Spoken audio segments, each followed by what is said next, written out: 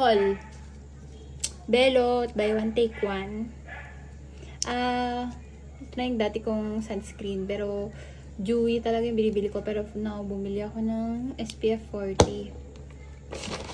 First time ko bumili Bitress. Kasi yung hair ko, di ba ito yung na-reband? Ito yung natural hair ko. Yung natural hair ko na tumutubo, frizzy. Kaya bumili ako. Bitress. Di ko alam kung maganda to. Tapos, bumili din ako. Nabudol lang ako ng sales lady. Bumili ako ng Revox Vitamin C 20% daw. Sana maganda. Kasi nagbasa ako sa Reddit kanina. Good positive review naman.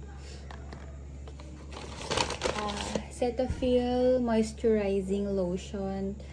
I think pwede rin siya sa face. Binigay ko na sa kapatid ko yung soothing gel na Lux Organics. Kasi dry yung face niya. Tapos, bumili na lang ako ng tapos, oil control film. Mahal siya. OMG, mahal siya guys. Pero, mahal niya. 174. Kakainis.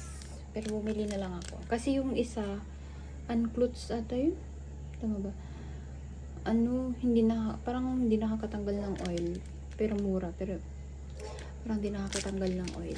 Yun lang yung budol ko for today. Hindi na muna ako bumili ng facial wash kasi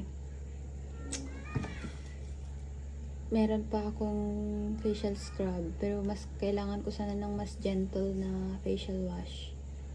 Pero ito na lang muna kasi wala akong pangkain guys.